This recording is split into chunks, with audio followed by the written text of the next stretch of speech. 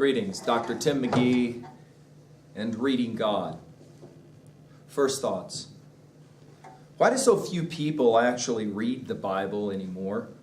It's true that some people still read the Bible for religious or theological reasons. Some even read the Bible for political and educational reasons. A few report they read the Bible when some kind of trouble enters their life and they're looking for answers or peace. But my question is, why do so few people read the Bible for the simple joy of experiencing the language and the ideas? One possible answer to this question is that collectively Americans just don't read that much anymore. But I'm inclined to think people still read novels for fun. Why do so few read the Bible for the sheer pleasure of hearing the language or enjoying its ideas? I was raised in a Christian evangelical home where I was not only expected to read the Bible, I was actually taught how to read the Bible. My father, a preacher who believed that no sermon was sound if it was not chock full of scripture allusions, was adamant that his sons learn the laborious process of biblical reading. He was convinced, and he soon convinced me, that the real test of biblical reading was found in how well you read the Bible aloud, interpretively, for a listening audience. Many years later, I find myself reading biblical text in front of religious and non-religious gatherings, and I realize how the public interpretive reading of biblical text is already becoming a lost art form. A reader of the Bible once told me, "I read the Bible, but I have a hard time enjoying reading the Bible. I want it to be as much fun as reading a good novel is." I understand this sentiment, and while I might not convince you that reading the Bible is as fun as reading a novel, I will try to argue that it's far more rewarding. I believe that reading the Bible requires that we take an integral approach, which considers four perspectives. One, the dance. The Bible tells an amazing dramatic story of a dance between a God and his people. Two, the quest. When the Bible is read using a simple three-level approach, we as readers will go on a great journey of discovery. Three, the experience. Once we understand these first two perspectives, we'll be able to make Bible reading a very personal experience where we feel like we are reading God. Four, the performance. For those of us who want to read the Bible in public forums, we will be able to do that much better once we have mastered the first three perspectives. In this short book, I want to share my ideas on how to read the Bible. My integral approach is at its core very simple. Once we start to think of biblical text using this method, we can then begin to learn how to read the Bible publicly. It's a sad truth that non-religious people ignore this amazing book because they think you have to be religious to read it. It's a sad truth that Christian believers don't read the Bible for the sheer joy of reading it. And it's a sad truth that Christian congregations do not read the Bible in public forums as much as they once did. I believe that the reasons for this have to do with the lack of instruction. If I can do anything to help correct these trends, I will be pleased. Step one, the dance. When we come to this book, the Bible, we are met with all kinds of questions. What is this book really? Where did it come from? Who are its authors? How can I trust the translation since I can't read in original languages? Do I have to be a religious believer to read it? I can't hope to answer all these questions in any great detail. However, I will point out that when we look at the Bible's table of contents, we see right away that this book is an anthology of all kinds of different smaller books. Some of these books are historical in nature, some are poetic, some are instructional. To read the Bible with any kind of integral or unifying notion requires that we pay attention to the dance. At least that's how I like to introduce it. I'm amazed that so many people believe they must be religious to read and enjoy the Bible. Nothing could be farther from the truth. In fact, I have found that religious people often have the greatest difficulty reading the Bible for enjoyment. They're so focused on trying to learn what they must do religiously that they miss the powerful joy of just reading about a story between a God and his people. The Bible tells the story of a man who became a group of men, who became a group of people, who became a nation. At each step, there is a similar movement that starts to look kind of like a dance. There is a stepping away and then a return, a wandering away from God and then a return. To identify this movement is the first important perspective on reading the Bible well. If you look at a map of the Middle East, you will focus on three places that you can, of course, still visit today: Baghdad, Jerusalem, and Cairo. These three cities today are really the three dance floors, if you will, where the story of the Bible takes place. If you read the Bible with a map and a marking pen, you'll start at Baghdad with a man named Abraham. He makes a journey with his family headed first north, and then in a great arc, Abraham ends up in the region that we today call Israel, and the greatest city of that region is, of course, Jerusalem. Once Abraham finds his way to this region, the story of a small people begins. Through a series of events told in the first book of the Bible, Genesis, Abraham has a son, Isaac, who in turn has a son, Jacob, who in turn has a son, Joseph. This Joseph, as a young man, ends up in Egypt, today's Cairo. Because Jacob had lots of sons, 12, the families of all those sons find their way to Egypt. In the second book of the Bible, Exodus, the dance continues with the small group evolving into a large nation of people we today call Jews. The dance continues with these people being forced to leave Egypt and make their way back to where Abraham located, Israel, the Promised Land. But to get there, this people actually start walking in the direction of Baghdad. The next great leader of this people, Moses, will spend 40 years with them wandering around in the desert between Baghdad and Jerusalem. Finally, this people make it to the Promised Land, conquer it, and the 12 tribes will divide up the region that later we will call Palestine. After being governed by individual judges, the people request a king and the dance continues with three important kings: Saul, David, and David's son Solomon. By the time Solomon comes to the throne, Jerusalem is the great capital city, and he builds a temple where the Spirit of God is reported to dwell. From the time of the Exodus, the Jews had always been interested in knowing that their God was in their midst. In the years in the desert, they carried a large tent, a tabernacle around with them, because they believed that's where God dwelt. But now, with Solomon's temple, God dwelt in the temple, and the people seem to have finally completed the dance. But the story is only half told. After Solomon dies, his two sons divide the kingdom into the northern and southern division. In the year 721 BCE, the Assyrians take the northern tribes away into exile, and we never hear about them again. A few years later, in 586 BCE, the next great power, Babylon, attacks the southern kingdom in Jerusalem and destroys the great city, along with its temple. The people who are not killed are forced to take a long walk that kind of traces Abraham's steps right back to Baghdad. When the people get to Babylon, they have no reason to believe they will ever return to their great city. But the larger question is, where is God now that there is no temple? This question becomes the most important question for readers of the Bible, because the Jews' answer in exile 500 years before Christ's birth is to produce a group of writings that later we will know of as important parts of the Bible. Now, why is any of this history important? Well, look at this famous psalm from the Bible, Psalms 137. By the waters of Babylon, there we sat down and wept when we remembered Zion. On the willows, there we hung up our lyres. For there our captors required of us songs, and our tormentors mirth, saying, "Sing us one of the songs of Zion." How shall we sing the Lord's song in a foreign land? If I forget you, O Jerusalem, let my right hand wither.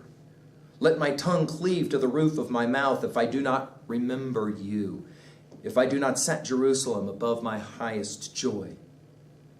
Remember, O Lord, against the Edomites the day of Jerusalem, how they said, raise it, down to its foundations. O daughter of Babylon, you destroyer, happy shall he be who requites you with what you have done to us. Happy shall he be who takes your little ones and dashes them against the rock. Now, here's the deal. You can read this psalm about being sad and wanting to bash out the brains of babies, but it makes no real sense without understanding the dance. This poem is a lamentation rooted in a strong despair that a people's God has forgotten them and their holy city. To sing this song, a song about not being able to sing, you must understand the horror of dislocation, exile, and the loss of hope. But the dance does not end in 586 BCE with this terrible experience. 50 years later, the people are allowed to return to their homeland and to rebuild the walls of Jerusalem. But they take with them also this growing collection of writings, much of which is attributed to the great leader Moses. He is considered to be the author of the first 5 books of the Bible, but it's clear that he had a little help along the way. For example, it's obvious that Moses didn't write these words in the book called Numbers, chapter 12, verse 3. Quote, "Now the man Moses was very meek, more than all men that were on the face of the earth." It's hard to imagine that Moses would write about himself that he was the most humble man in the world. This simple example proves that more than one voice is going to tell the story of this dance. For most of the words of the Bible, we really don't know for sure who were the original writers, but it's clear that lots of editors worked to refine the ideas so the story of the dance could be told. We are happy they did, because what we have is an amazing love story about a man who became a people who left their God or felt their God left them, only to find their way back to God over and over again. By the time the Bible tells the story of Jesus Christ in what we call the Gospels, we're back in Jerusalem and the surrounding areas. Since there is fear that the baby Jesus might be killed, look where they go to hide. Egypt. Cairo. Then Jesus is brought back into the promised land where he grows up in the small town of Nazareth. But once he's an adult, Christ starts talking about the coming end of times. This apocalyptic message is born of an understanding that what happened before, displacement, exile, is bound to happen again. Only this time it won't be Egyptians or Assyrians or Babylonians, but rather Romans. Sure enough, after Christ's death, the Romans in 70 Common Era come in and destroy the city of Jerusalem again. And the dance seems to start all over again. When the writer James is talking to believers in his book called James, he references the fact that so many Jews are living outside of Israel. Of course, we can continue the story right up to the 20th century and the Holocaust and the great struggle for Jews to return to their homeland by the middle of that century. When we look at the Bible as a story that describes this dance, we find ourselves amazed at a people who continue to ask, "Where is God?" and then seek for answers. So when Christ is on the cross, he recites words from another psalm, purported to be written by David, but possibly written or compiled during that exile period of 586 BCE. Psalms 22, verses 1 and 2. My God, why hast thou forsaken me? Why art thou so far from helping me, from the words of my groanings? O my God, I cry by day, but thou dost not answer, and by night, but find no rest. Once we understand this amazing story of wandering and returning, what is recapitulated through the pages of this amazing book, we will find a context for the apparent doubt or skepticism that is so much a part of the Bible. We will be able to read these powerful moments in the Bible as part of a larger movement to seek and maybe find God. Step 2, the quest. Ask and it will be given you. Search and you will find. Knock and the door will be opened for you. For everyone who asks receives, and everyone who searches finds, and for everyone who knocks, the door will be opened. Matthew 7 and 8. The next step, once we have understood the dance, that is the story of the Bible, is to pick up the actual book and begin to read it. But the obvious question is, how do I even start a project so large? This anthology of all these different kinds of writing with the strange names and places can seem pretty intimidating, especially to the uninitiated. Let me see if I can help you. First, there is always the question about where the compilation actually came from. I spoke in the last chapter about the importance of the exile in the time period from 586 BCE. This is an amazing history of how we get to the King James Version of the Bible in 1611 Common Era. That history has a lot to do with fights, first between the Catholic Church and then later among Protestants, about what books should be included in the canon or collection of the Bible. Needless to say, there were lots of power struggles, and in the end, by around 350 Common Era, there was a collection of books that looks pretty much like what we have in 1611. I'll not get into this history. There are lots of great books written about this whole process. I suggest the work of Bart Ehrman if you are looking for an academic treatment of the compilation of the biblical canon. Religious believers hold firm to the notion that through all the process, God was in control and provided us with the right books. Non-religious readers of this history see it as a fascinating tug of war between any number of power brokers, and in the end, the Orthodox group won out, and so we have the canon we have by 1611. What I want to do now is to talk about the quest, the actual reading of the Bible. When you do pick up the book and decide to start reading it, how will you start? No, I don't recommend that if this is your first time through the Bible, that you start on page 1 and read all the way through. I'll suggest a more sane approach in a few pages. First, I'll suggest that you employ a 3-level reading approach, not unlike the approach you might use to read any other important work of literature that might prove difficult and esoteric at the start. Level 1 will simply ask you to try to summarize what you have just read. Here you will answer the simple question, what does this text say? In other words, you're not just trying to put the text in your own words. Summarizing. Let's work with an example with one of the most famous passages from the entire Bible. Psalm 23, a David psalm. God, my shepherd, I don't need a thing. You've bedded me down in lush meadows. You find me quiet pools to drink from.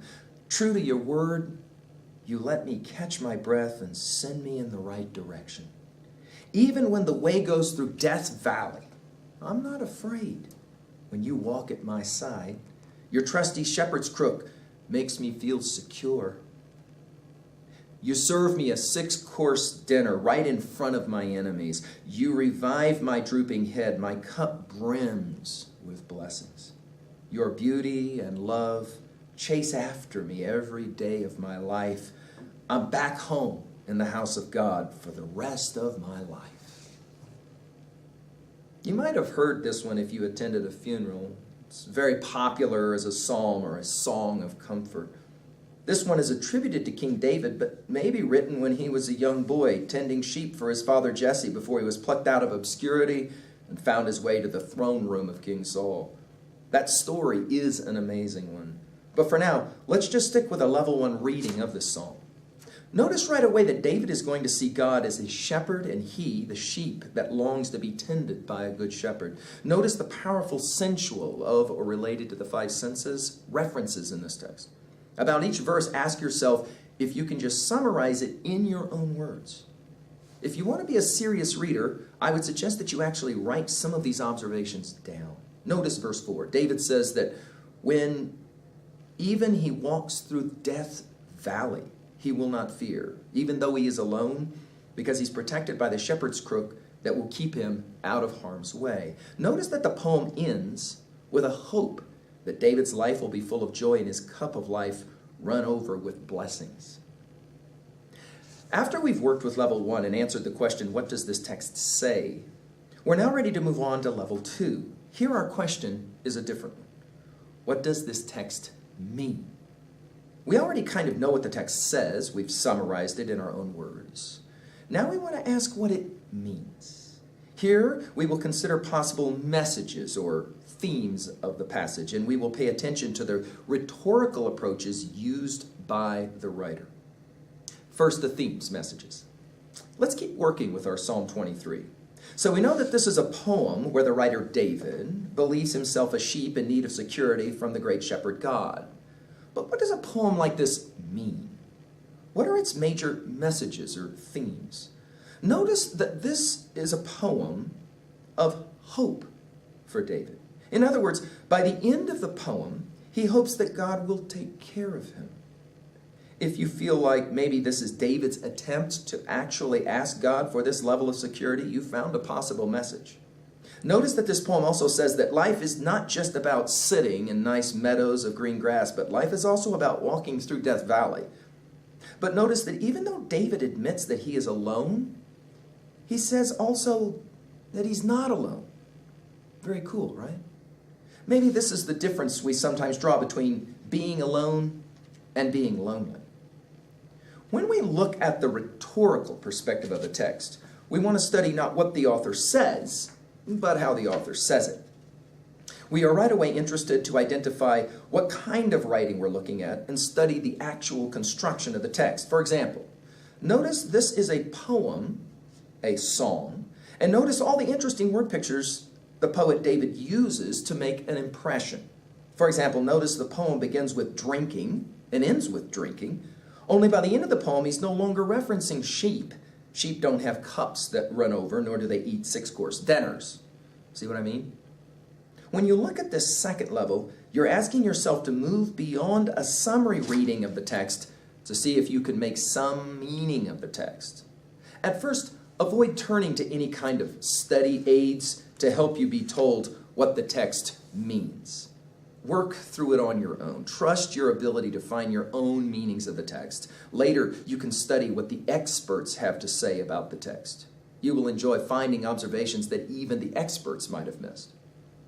If in the first level of reading we're trying to summarize a text, and if in the second level of reading we're trying to find some kind of meaning of that text, and we're trying to pay attention to the rhetorical techniques used by the writer, then at level 3 we're ready to ask a third question. This question will build on the other two of what does the text say and what does the text mean.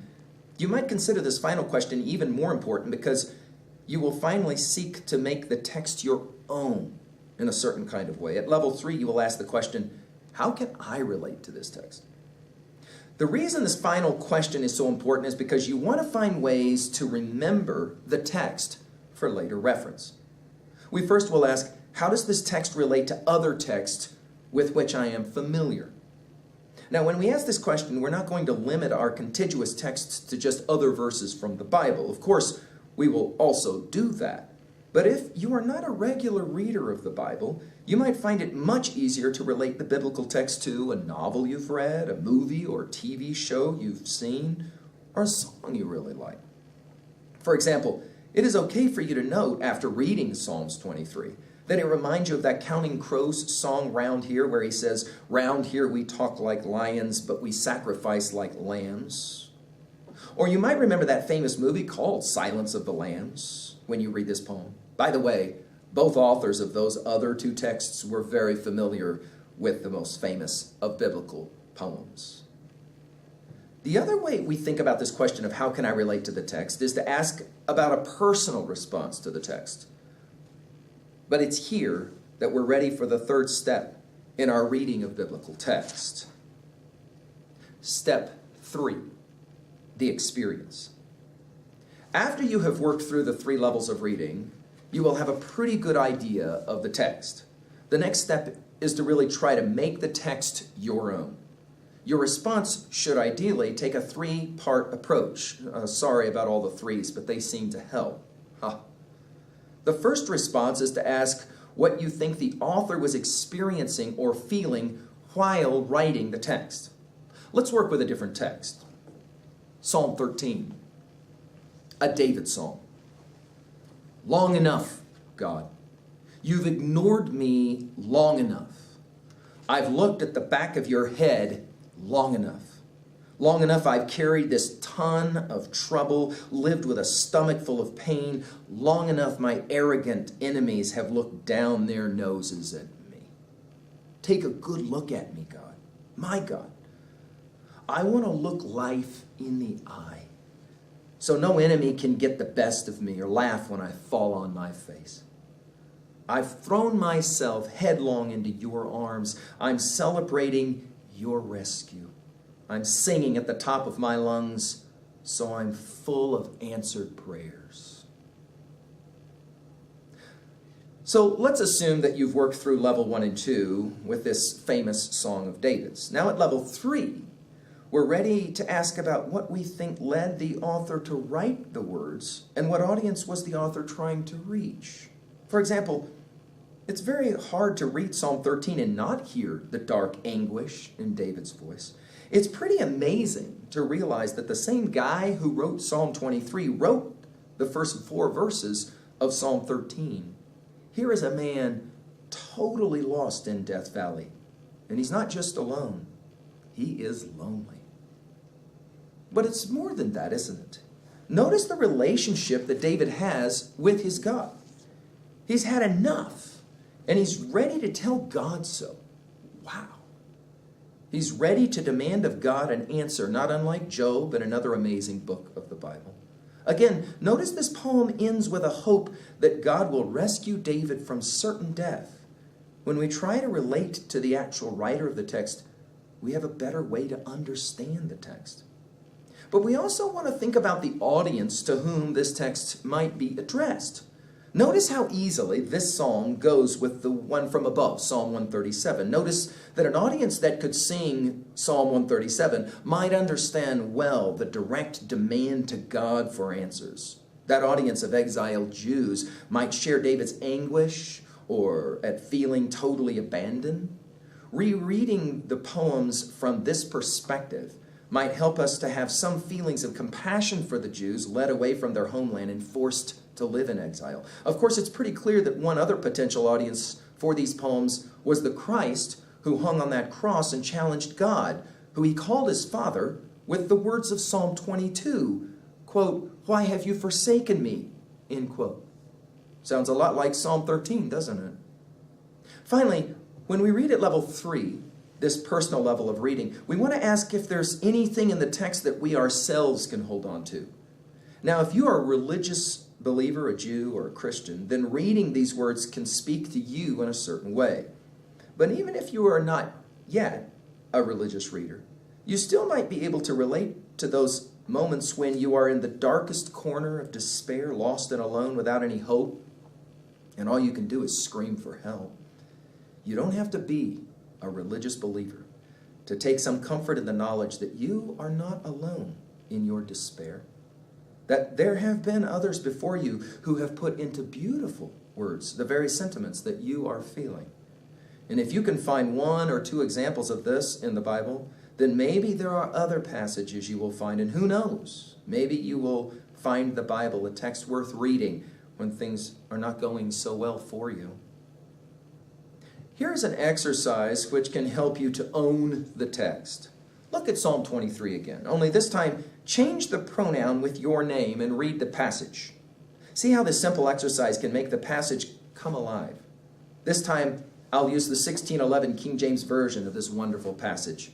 I'll use my name. You can insert yours to make this exercise more real for you. The Lord is Tim's shepherd. Tim shall not want. He makes Tim to lie down in green pastures. He leads Tim beside still waters. He restores Tim's soul. He leads Tim in the paths of righteousness for his name's sake. Yea, though Tim walks through the valley of the shadow of death, Tim will fear no evil, for God is with Tim. Thy rod and thy staff, they protect him.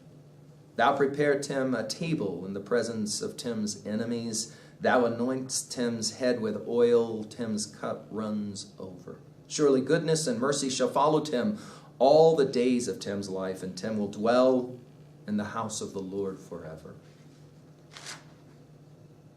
Step 4, the performance.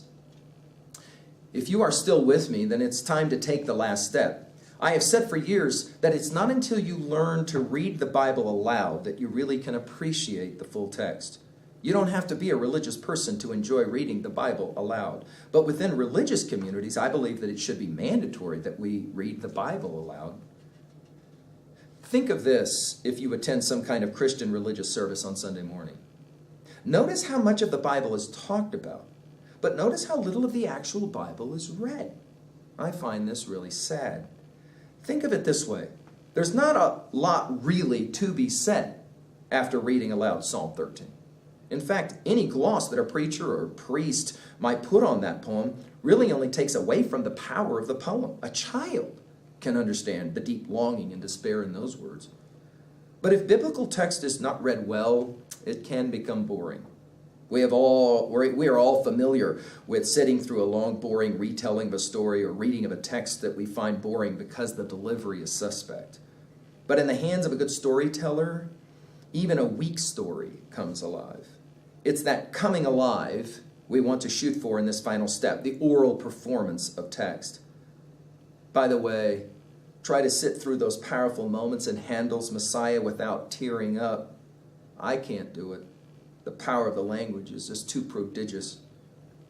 When we start to think about oral interpretive reading of biblical text, we assume that all the previous steps have been done. It's very hard to read well biblical text aloud if we've not spent time really trying to make the text our own.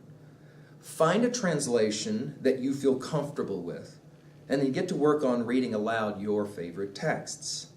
Before you do, consider a few suggestions. Learn the power of reading while standing up. The ancient Jews would say that the words of God need to be read while standing so we can show reverence. I'm inclined to agree. But the other thing is, just like a singer who will use her diaphragm to sing, you want to have good air when you read aloud. Try to use some kind of finger-pointing system when you read aloud as well. This will allow you to do what I call the lookup as you read. In other words, you're reading the text to interpret the text. Assume an audience that is listening to you. You don't want that audience to see too much of the top of your head while you're reading the words. So you want to follow the lines with your finger so you can look up, deliver the line, and then look back down to resume your reading. With that approach in mind, you want to learn how to read the full thought and not just the line. You want your eyes to scan forward so you can look up and deliver the most powerful part of the line while looking at the audience. This will make the experience more enjoyable for both you and the audience. Learn to modulate your voice so your delivery is not one tone and therefore boring. Know the text well enough that you can recite it from memory if you had to, but remember that you are not reciting the text. We are actually paying tribute to the text by actually looking at it, reading from it. But we are trying to make the text come alive, and that demands that you pay attention to the force of your voice, working sometimes a soft delivery and other times a more powerful one. Finally, I would say that like any other skill that you're trying to improve over time, it takes a lot of practice to read well publicly. The first step is oral reading while alone. Learn to fall in love with the language on your own. And then when you have the chance to read aloud, you'll be able to deliver a powerful performance. I can aver that after a really fine public reading, your appreciation of the power of the biblical text will be reinforced. By the way, if you do read text well, you will have to endure the congratulations that come from audience members. It makes sense that you would respond with humility and remind the individual that you didn't write those words, you're just privileged to read them. Step 5, the attempt. Okay, so now to my suggestions on how to read the Bible. I'm amazed at the number of Christians who grew up going to church every Sunday who will confide to me that they have read very little of the Bible. So where to start, since I've already suggested that you not sit down and just read cover to cover. Ask most people who have attempted this, and they will mutter something about the wretched difficulty of Leviticus or Deuteronomy. Instead of working for volume or quantity, I suggest quality. Begin with a limited number of verses and see how that goes. For sure, I would suggest no more than a chapter a day. This is no race, and you don't have